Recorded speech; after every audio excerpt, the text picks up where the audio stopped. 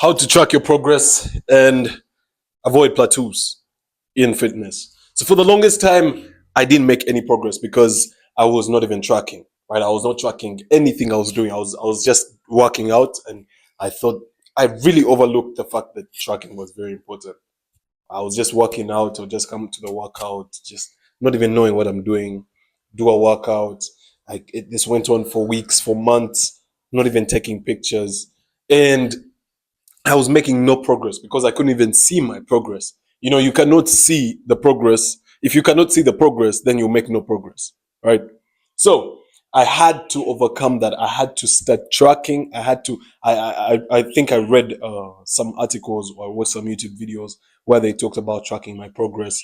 So I tried to adopt it, and man, I can't even lie to you. I just started tracking my exercises, all this stuff, my progress, just about 1 year ago. And the progress I've made is crazy. If you want some proof, go to my my Instagram profile, and check my old YouTube videos. There's literally a video that I've literally made called "How I Transformed My Mind and Body." Literally 1 year, how I made progress. Yeah. So watch that video, you'll see. So I made a hella progress when I started tracking. So today I'm going to teach you exactly how to track your progress so that you can stay consistent and avoid having those times where you're just stagnant. You're not even making proper progress, right? You're just making trash gains. So first of all, let's get straight into it. First of all, as you can see here, I made these cute little diagrams. Look at that. It's kind of nice, you know? Yeah. So first of all, progress photos. Progress photos are very important. When I started taking photos, I was feeling skinny. I felt skinny, and actually, way before I started taking photos, I didn't want to take photos because I was skinny, and I never even used to take photos of my whole body because I was always this like cute, you know, like look. I don't even like looking cute anymore. You know what I mean? Like we are men, we're supposed to look ugly. We're supposed to look ugly, but I was just looking cute, and this is before. This is like when I was 15, 16, 17. Before I actually found out about self-improvement. I found out about self-improvement when I was 18, 19, around there. So I was just there. I used to take photos of only my face. And that's the only way I used to get girls. I can't even lie to you. When it came to like dating, I would only post photos of my upper, my like over my shoulders, right? And taking selfies and all that stuff because I had a really bad physique. I was not proud of it. Though, when I started going to the gym, then I started taking photos because you know you start feeling more confident. But at the same time, I didn't want to post them because I was skinny. So I took a few photos, but I wasn't taking them as much also because I was skinny. And I felt like, oh man, you know, I'll start creating content or taking photos and all that stuff when I've put on some muscle. And that was just an excuse for procrastination, if I'm being honest with you, because it's not about the amount of muscle that you have when it comes to camera work. But that's beside the point, you know. So I was like, let me just try taking some photos, and I took some photos, and then later on, some months passed, and I ended up stumbling upon those photos that I had taken. And guess what? They looked bad. Let me tell you something. If you don't look at your photo, if you don't look at your photos every few months and notice that they look bad, like all the old photos from a few months ago, and you're like, my bad, man, my phone ran out of storage again. Another video, here we go again. Honestly, I'm getting tired of this. Someone please buy me iPhone 15 Pro Max, 2 terabyte. Yeah, just like send it my way. Just like, if you want to know where I live in Kampala, Uganda. DM me for more details. Thank you so much. This is advanced begging. Have you seen like those guys who are like, please give me $5 for Gaza. Gaza is under attack. Have you seen those? Have you seen those ads? Those ads just pop up on my page. I'd be like, yo, this is like expert begging, man. This is like when you put the what do they call them? Gypsies and homeless people. When you put them on TikTok, this is what they be doing. Real life. But we were talking about the progress photos, and I was telling you my experience when I just started taking photos. Yeah, so I'm not really sure where I stopped, but I remember I talked about how I got into when I just started taking photos. I was feeling skinny, still feeling skinny, and later on, I literally found old photos of myself, and I was like, "What? Like I've actually made progress." And that motivated me to start taking more progress photos. So progress photos have really helped me to stay so consistent, because it's nice to look at yourself like a few months ago. For me now at this point, every single month, if I took a photo last month, it's ugly, it's bad, it's skinny, I don't know. Every single month we're making progress. It's nice to look at yourself in old photos and be like, yo, like I actually did it. Like I actually locked in. I stayed consistent. Like I had every single chance to be, you know, just like fake, to just show up and just not be serious with the work. But when you see that the progress that you've made, it's going to motivate you to make even more progress. So that's the that's the reason why I put progress photos here in how to track your progress. It's the best way. It's number one. So when you have your progress photos down, then you move on to the habit tracker. So the habit tracker, for me as me, if I'm being honest with you, I use an app called Habit. It's on the App Store. I've linked it literally down in the description. Check down in the description. You can find the habit tracker app there that I use. It's on the App Store and it's free of charge. So I put my habits there. So the habit tracker is very, very, very important in tracking your progress, because it helps you know how far you've gone. All these things that I'm talking about basically help you know how far you've gone and how far you've come, everything, because that's progress. That's what progress is. I think progress is knowing your journey, like the distance between how far you've come and how far you've gone. You know what I mean? Yeah. But yeah, the habit tracker is very important. So I downloaded the habit tracker about a year ago, because all those previous years I was just using pen and paper, just pen and paper the whole time.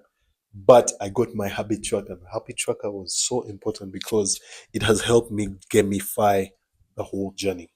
When I go on that habit tracker, it's like I check in about twice a day. I check in the morning hours, like the afternoon hours, when I've done my morning tasks. I'll check off the things that I've done on the habit tracker, and then later on, in the evening, I'll check off the things that I've done in the whole day. So I like to use that habit tracker. It makes it more fun for me to do the things that I need to do. It makes progress fun. Like consistency fun. Instead of struggling to get discipline all the time, you can just use your habit tracker, gamify it. You gamify the whole journey, so you make it much more fun to actually like work out and stuff. So for me, that's what the habit tracker has done for me. It's phenomenal, man. I can't even. The reason why I put it here is because it's so important. Like the habit tracker is too important. Like you need to have that habit tracker. Download it right now. Link is down in the description. No wasting time. Let's move on to the third thing that I put right here. I'm not sure if you can see it very well in the ink, but that's a journal. So to journal means to write in your, like a notebook, a notepad, or a journal, like a book, the one where you write your entries and everything. So I'm sure by now you already have a journal, but most people have a journal, but they're not actually using it. It's just there. This is your sign to start using your journal. Use your journal to write about experiences that you're going through in your fitness journey. Use it to write about things you're going through in life. Use it to write like what you've overcome, the problems you've faced. You should be doing this like as a habit, as a daily habit. So for me, mostly now, if I'm being honest with you, right now, I'm not so, because it just depends on which season of your life you're in. I'm not so much about writing, oh, I'm grateful for Fluffy, I'm grateful for my mommy. No, bro. No. Like right now, it's business. Business is business. I'm kind of trying to focus on getting stuff done. So my journal right now is where I put down my goals for the day, and it's where I actually take action. And then sometimes I leave there some notes that are about things that I've struggled with, or things that I want to do in the future, and goals that I want to achieve in the future. I can write them down in the journal. The journal is so important. I've been journalizing for about 2 years now. I think it's the biggest habit of mine out of all of these habits. You see, when I put the journal here, it's a habit of itself, but you're also trying to improve another habit like fitness. This is what they call habit bundling. If you've read the book Atomic Habits by James Clear, which I have, and if you haven't, it basically means habit bundling basically means you're putting two habits together, one that you already do and one that you already enjoy doing or you want to do. So there are two different habits. One of them is the one that has friction and the other one doesn't have friction. So you put the journal, if you're trying to start journalizing, you see we've put it now with fitness. We're now journalizing about fitness. So you've put the journal together with the fitness. This is helping you create good habits, a good habit of staying consistent, of actually making your progress and tracking it properly. So make sure that you have your journal. I think I started journalizing. I think I first heard about journalizing when I was very young. My father told me, please start journalizing. You're going to need this stuff in the future. You're going to need to look back at this because, he was telling me this from his adult point of view. He's like, you're going to need this. You're going to look back at this and be like, yo, this was nice. You will look back at these memories and you cry and everything. It would be nice to look back at this. Make sure you're writing down stuff. And I was not so consistent with journalizing. I'll just write some things sometimes when I felt like it. I was just a child. But now I'm journalizing every single day. For about 2 years now, I have not missed. I have my journal with me. Literally, I have my journal. Watch this.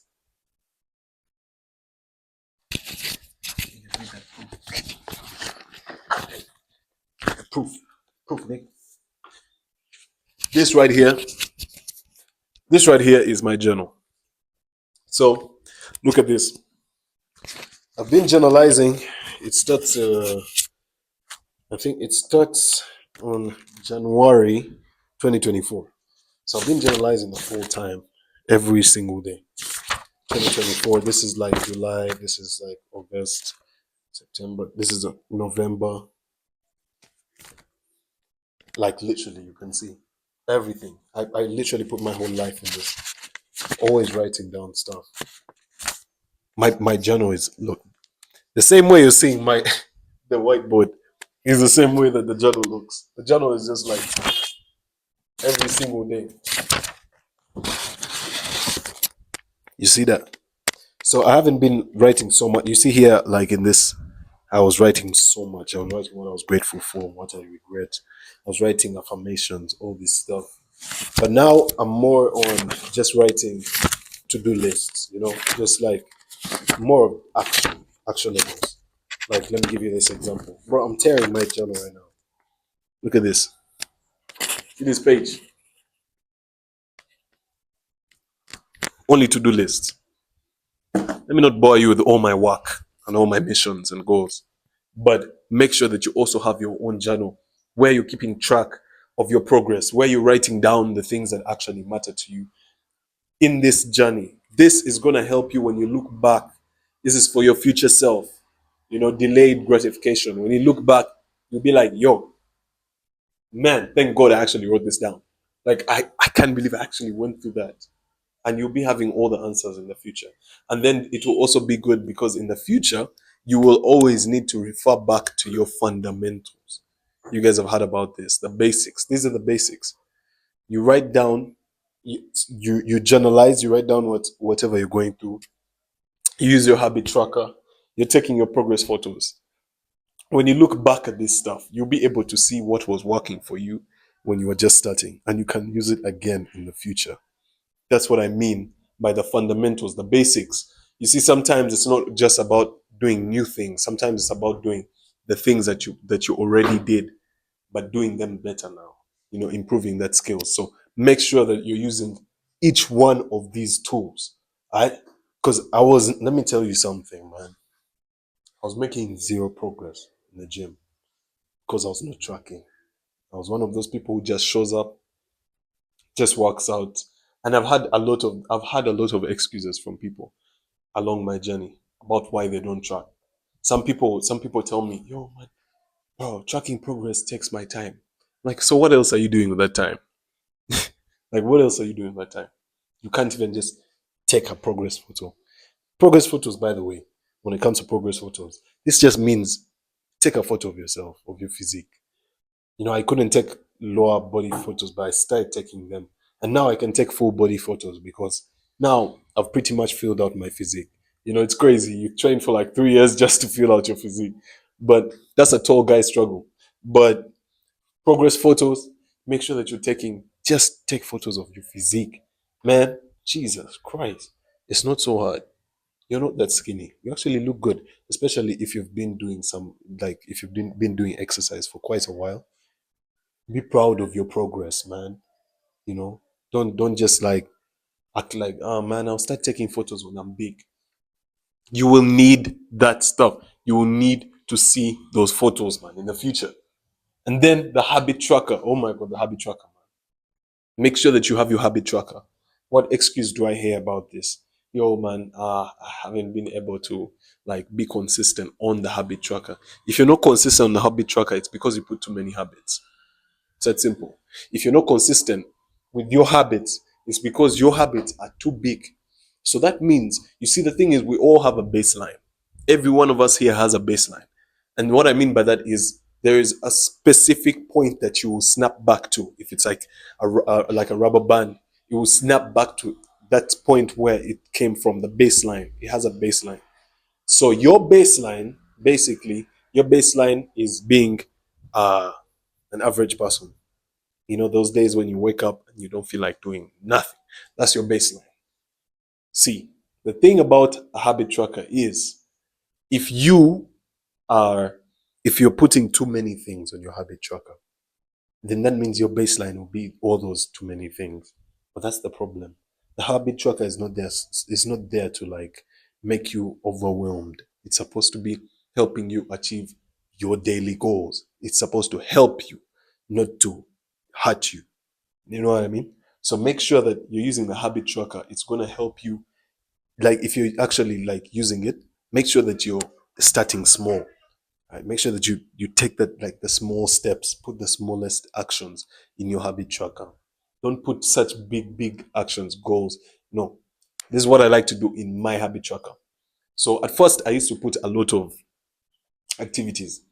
Post this, upload this, do this, go for this walk, take a podcast, listen to 5 podcasts, meditate 3 times. No, no, no. It was too much. It was too much. And so I started resenting the habit tracker.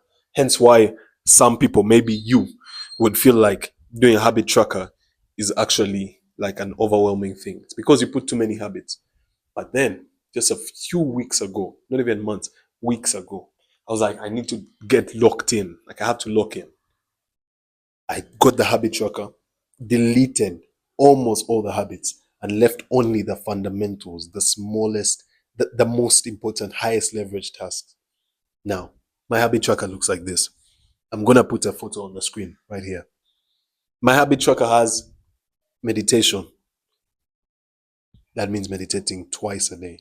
It has business and projects, like content creation and projects. That's where I do my content creation work, and I also work on a specific project that's supposed to be helping me retire my parents. You know what I mean? And then I also have stretching and reflection as well. That's mandatory. I need to do that. And then training. Those are only habits I have. Exercise. That's where I put every single exercise I've done. Like, if I've done my exercises properly, I check it off. So those are the only habits that I have. That gives me the feeling that I'm actually making progress. Like, I'm not actually just messing around. When I see that habit tracker and I check the days that I've completed all these tasks, it gives me that motivation. It's like, yeah, like, it's like I'm actually doing something. But when I check that habit tracker as well, and I see that I have been skipping days, I still feel motivated. You know what I mean? Like, it's like, yeah, like, I've been missing days, but now it's time. But the reason why you're missing days on the habit tracker, remember this, it's because you're putting too many big tasks. So that's it with the habit tracker. Back to the journal, by the way. Journal is not just about writing a lot of stuff. It's the same thing that I'm talking about. Start small. Don't write too many things. If you write too many things, you get tired, you burn out, and then you will lose the habit. And yet the habit's supposed to help you, not to hurt you, like I've said. So make sure that you're starting small. Write a bit of something. No, don't write too much. Just write a bit of something. That will help you start that habit. So This right here has been my 3-step framework for tracking your progress and avoiding plateauing. So if you follow each one of these things, I'm sure that you will stay consistent and then you'll hit your fitness goals that I'm sure that you've been working so hard for. We don't have lazy people watching this channel. It's only people who've been working hard. So I'm sure you've been working hard. So if you need more help from me, please book a call with me, using the top link in the description, and we'll do some one-to-one coaching.